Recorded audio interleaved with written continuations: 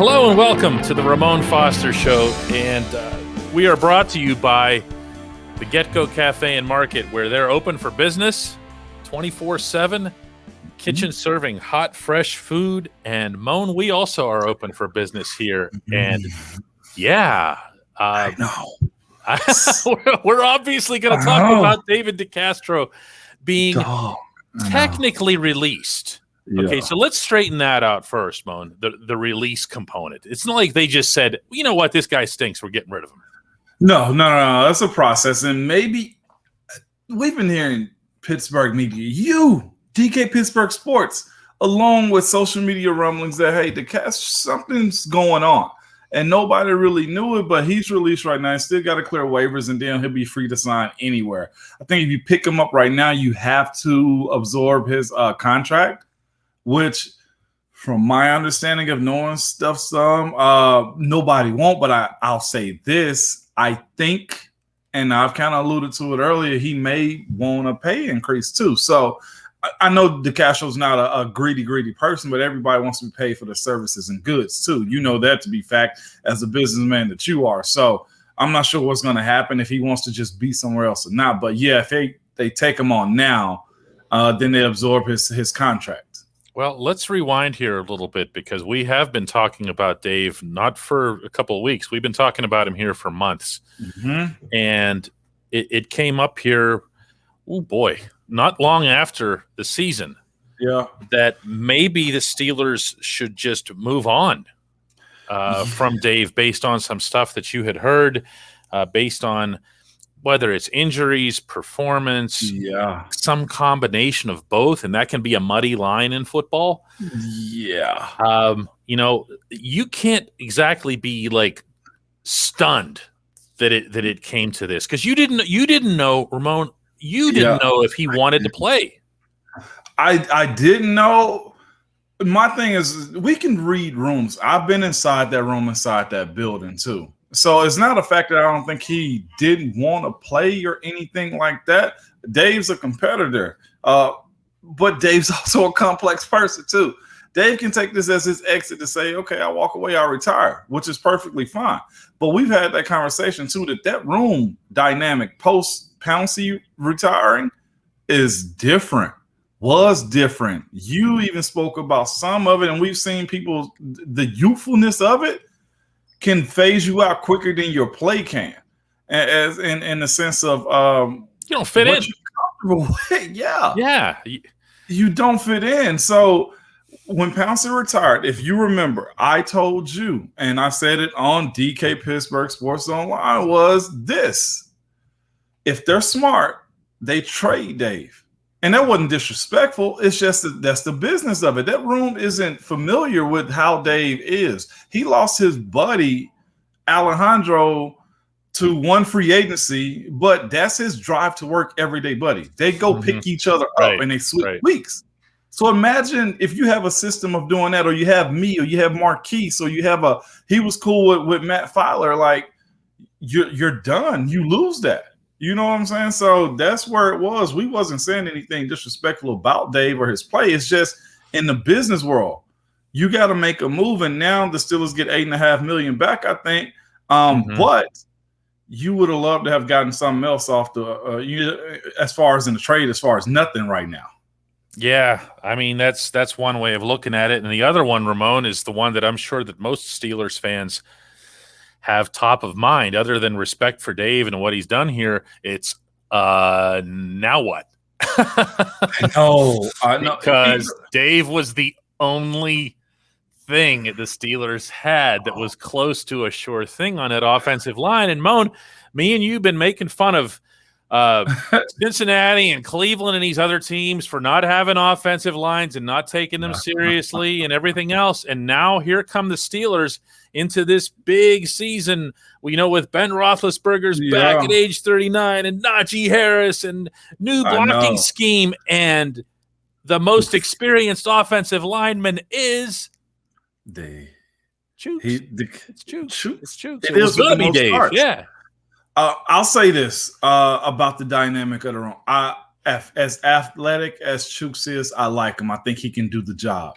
If he continues what he did last year, fine. If Zach can get healthy, I like Zach at right. Fine. The middle three, if BJ is a starter, cool. If he's a guard, maybe better. I like the young guy at center from Indiana. Mm-hmm. Kendrick Green.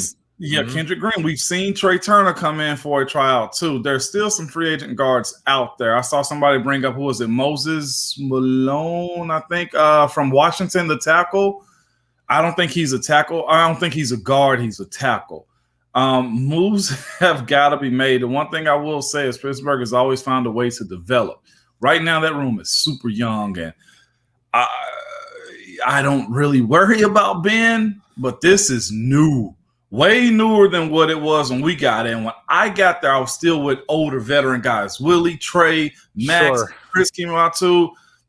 Then Marquise came in. It was still Marquise, me, Willie, Max, Jonathan Scott, Flozell. Like, we had vets to transition over before the exodus of Chris Kimoatu, Willie Colon, Max Starks. And even then, that was also part of the Alan Faneca pass on. And there was this is like just a hard turn. Yeah. This is a U-turn on I-10 in California. Like, or what is it, I-5? Like, this is 376, like over one of the bridges. Like, let's turn the other way. Like, no, we can't do that. It's for me, I can't lie. It's been a whirlwind. Here I am, man. I get my severance check today, DK. It was delivered today from the league. That is the cut off, Ramon. You're done in this league. And then one of my best buddies, Dave, is done in Pittsburgh. Like, I'm like, this is a different day. Before we take our first break, Moan, what happened? What happened with Dave? With Dave? Yeah, what happened? Dave is good. He needs a challenge. I'll say this, and there's no disrespect to any coach, but Munch was stupendous. Mike Munchak, now in Denver. Amazing. And that's why I said, too, if you go back to our episodes earlier this year when Pounce retired, I said send Dave to Denver. Yes. Dave needs to be engaged. Dave needs somebody to agitate him like Alejandro does. Dave needs somebody that's going to, like, stimulate him to not get him going. Poke the bear. Al always got a crazy topic to talk to with Dave. It's us just finding a way to rag on somebody and engage, bring Dave in. Munch was a way. He's the last push guy. He's the, hey, go do your job, pal. Push you in the back real quick. It's the challenge of doing something else, outside of playing the game of football too. And that's where that's why I feel like that may have been like, man, what more am I here to do? You know what I'm saying? Like, not that he wouldn't do the job and be well at it if he's healthy, but it's sometimes you go to a job because it's either fun for you, it's a challenge for you, you like that type of grind. And I think Dave and the Steelers had probably run its course almost as far as the turnover, as far as what he needs to function. Like, can you imagine Dave in camp? No. Can you imagine? And I have been talking about that for weeks now. I'm trying to picture Dave in a setting where Zach Banner's barking at everybody in drills. And I'm saying that with love for Banner, but it's just, I could just picture Dave just going, what? What am I doing here? It's with me, I say it again, and they believed in us. The Pittsburgh Steelers believed in us, what we built. I know for a fact Ben hates it to this day. I know for a fact Coach Tomlin hates it to this day. I've had Kev personally talk to me in retirement and say, Moan, I wish I could have got you guys a ring. Ben called me on my retirement and said, I wish I could have got you guys a ring. And I say that because they believed in that group, that 5, that 6, including the other guys that come along. Yeah. They believed in us. So because of that belief and because of that chase of what we had, they let us stay around for a while. Yeah. And because of that, we find ourselves in this situation where it's me, and then it's Marquise, and then it's Al, and then it's Dave and Gil. Yeah. It's no other fault than, again, the Steelers truly are a family-oriented business, but this time family broke up quick. Yeah, exactly. When we come back, let's talk about what Najee Harris can do for whoever it is that makes up this offensive line. Yes. If I've heard this once, Ramon, I've heard it a million times that, well, Najee Harris is going to be as good as his offensive line allows him to be and everything else here. I have also seen and heard the reverse from you and others who have manned an offensive line in the National Football League where they can feed and become emboldened and become better offensive linemen based on the performance of their running back and the communication. Take me through that, please, because it's not just about whether or not the running back is really, really good. I mean, Barry Sanders made all of his offensive linemen look good because he made everybody miss, right? Okay? Yeah. But I'm thinking in particular when you guys had that dynamic with Le'Veon Bell and D'Angelo Williams, and the impact that had on you guys as an O-line. It goes a long way, man. Like you said, you can block your behind off. But if the running back doesn't know how to hit the hole or at least be able to get to the point to where he can get to the second level, it's terrible. Like, you can move bodies all on. I've blocked for guys who we move them 4 yards off the line of scrimmage as a unit, and you get 2 yards. That's not okay. You got to be able to move the ball. Okay, like, it's not. And that's what Najee, from what we've seen on his college tape, I know it's not much we got out of OTAs, but the thing that you're getting from him is somebody that's a threat. Somebody that with him can hit you in the hole and still get 3 yards moving forward. Somebody that if you get him a lane and you pull to the edge, he can break out.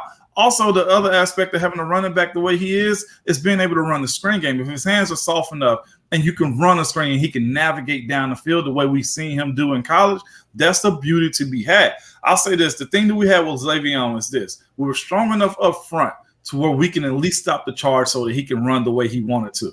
What do you mean? Like, we can move guys. We blocked a certain way to where it was 1-2 go. Everybody lock in. Keep the line of scrimmage the same and create time for Le'Veon. His beauty of the way he was as running back was being patient enough and not nervous about not going forward.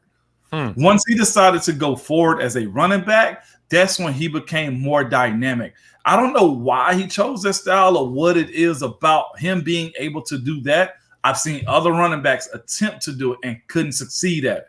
But his nerves were good enough to where he was able to put his hand in the back of your back, wait a second, and then go. Also, the other part of Le'Veon is this. Sometimes him being able to be patient enough to where he can break a linebacker down, that was his dynamic aspect of being a running back. What I see from Najee is straight ahead.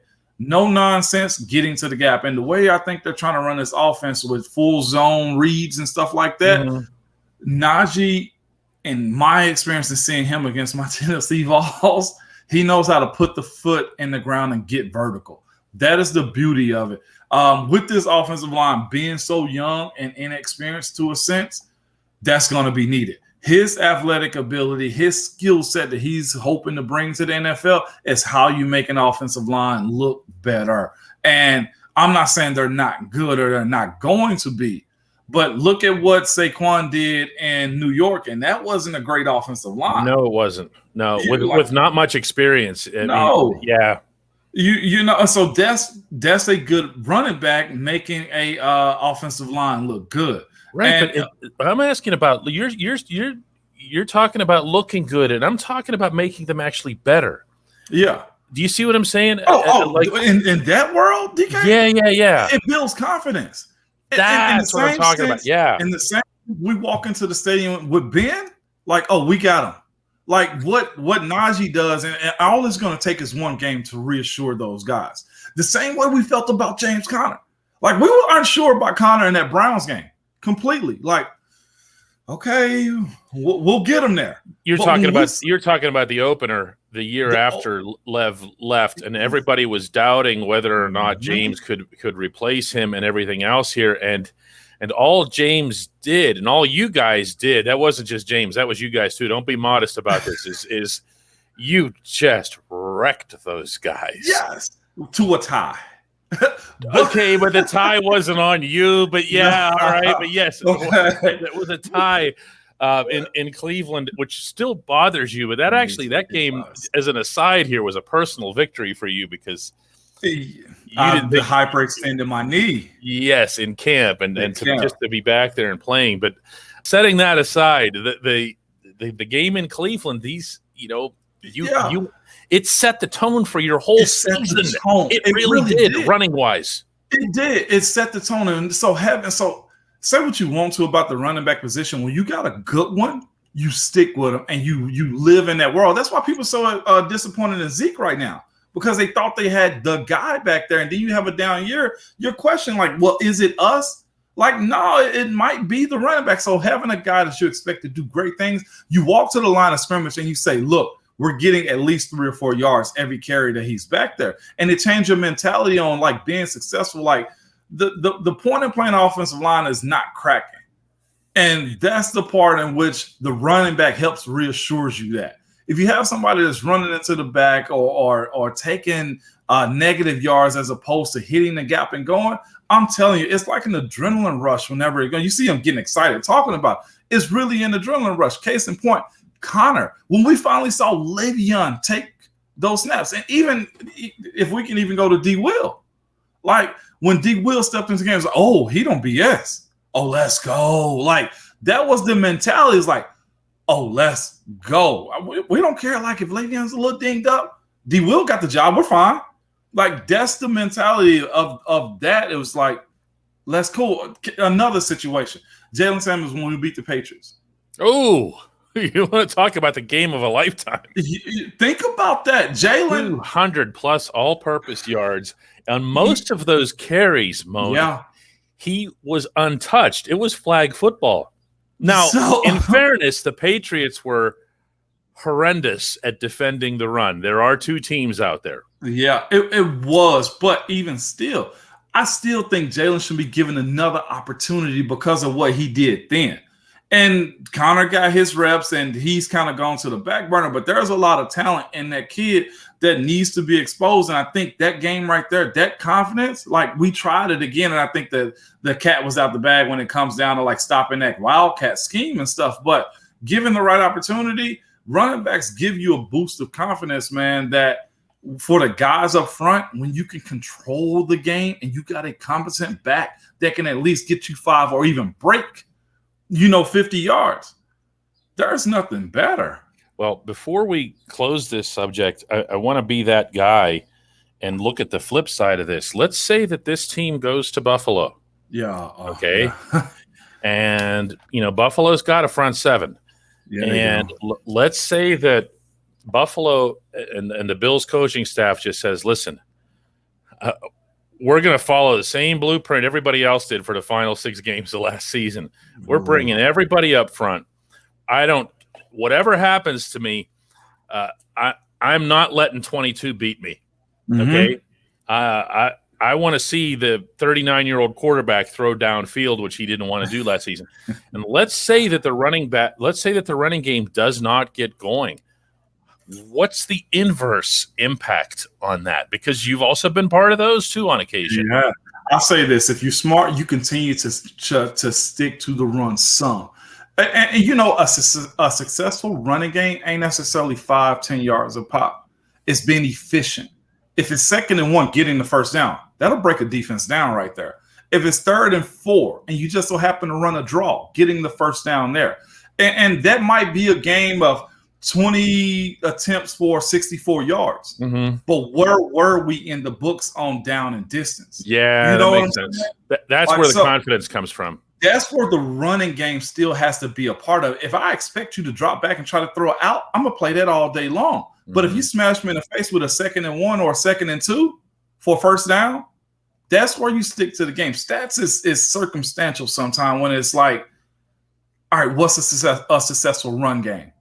Short yardage game, winning that, getting 1 second and 8 on the ground. Like I said, 20 carries for 64 yards ain't a bad day if you're good on situational football. That makes a lot of sense. Well, it's going to be fascinating, Moan, this season. So I think that's what Najee kind of adds, though. Yeah. Well, it's going to be a welcome addition in that case. Yeah. When we come back, a slice of life with Ramon.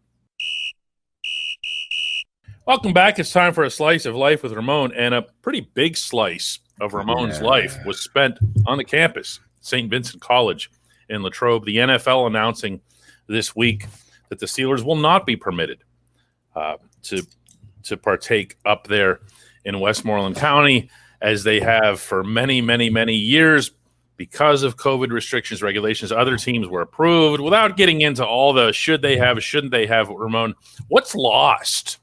What gets lost to the players? Because we've seen already that they have kind of mixed feelings on this. Yeah, I've seen some guys post on the post that the Steelers released through Burt Loud that they were like, yay. Someone was like, no. I'm one of the ones that's like, wow. Like, I can't believe this. It's as close to returning to normal as we thought. I thought Latrobe would be part of. I honestly thought about coming up for camp. Why? Because I wanted to see it from your perspective. I wanted to see it from a fan's perspective. Like, what does it look like?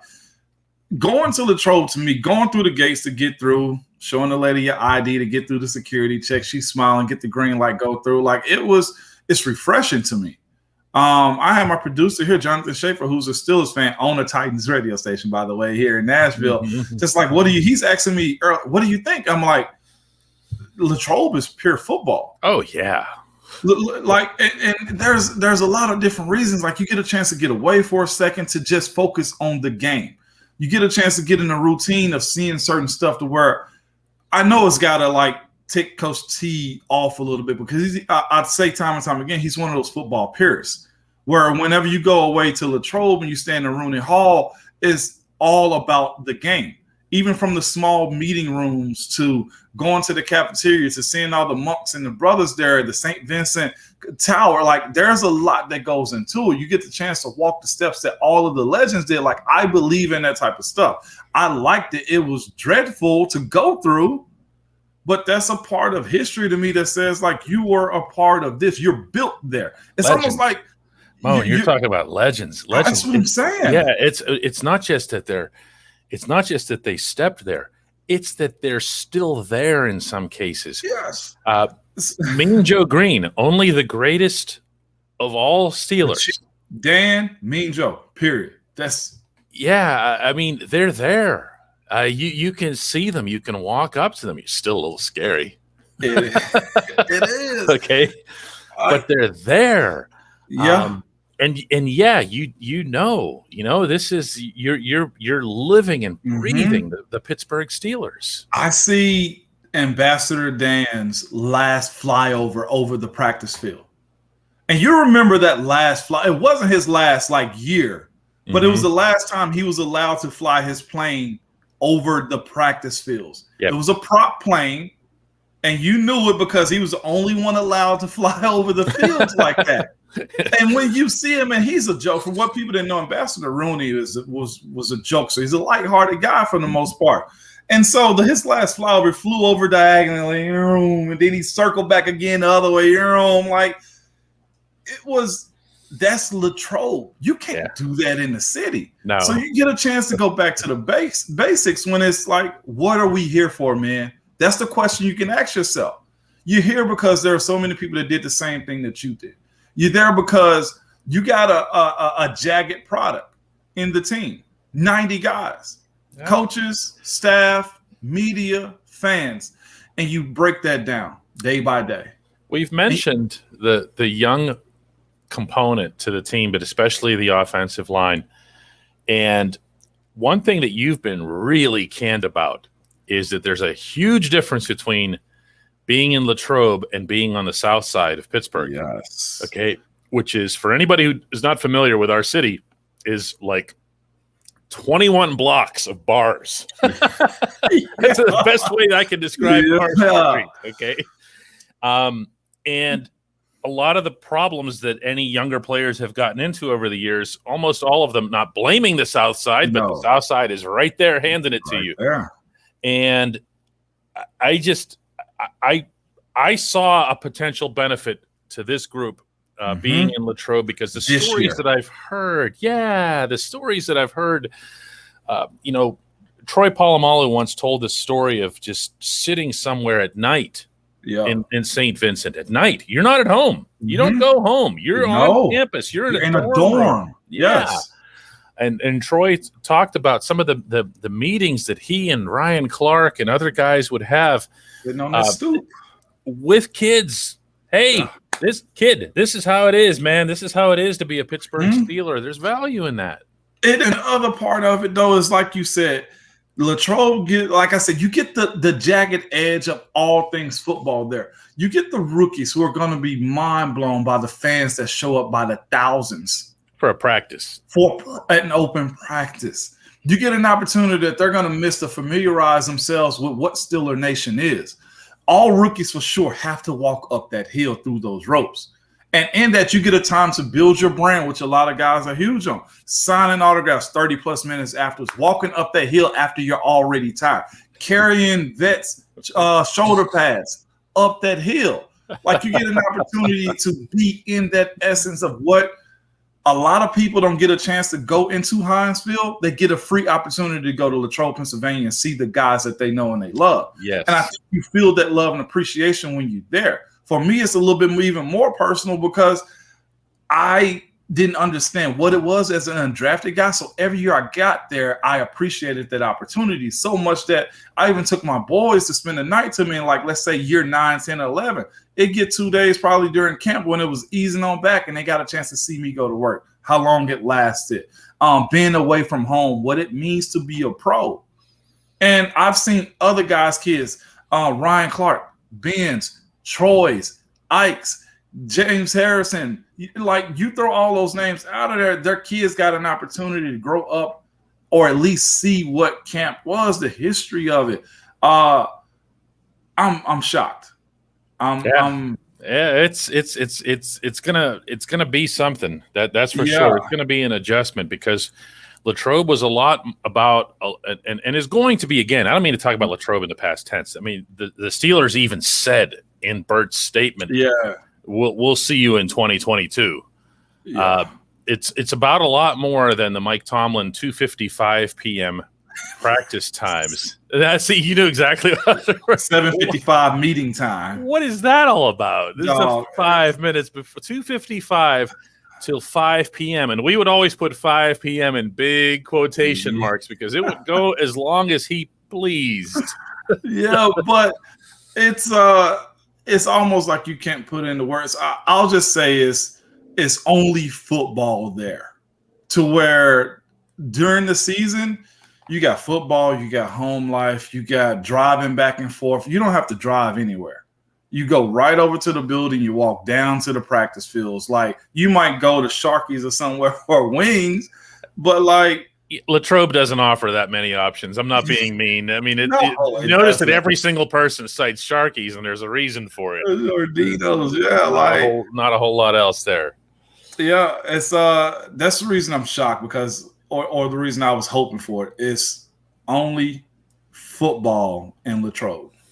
Yeah, well, we'll have to wait another year for that. Moan, I appreciate the time and always. When we get together, this is great. I love it, DK. I do. I enjoy this. By the way, there's a lot of people. Your reach is growing. Reach? I know that. As far as social media, people who are tuning in, I'm seeing people from everywhere talk about this. So I like this, DK. It's been rewarding to hear stuff, and I'm telling you, still, my favorite responses that I get from anybody are, Ramon, would you please tell the other guy to shut up? No, they don't understand us, DK. Yes, I love it. We'll do it again next week. No doubt. Let's do it.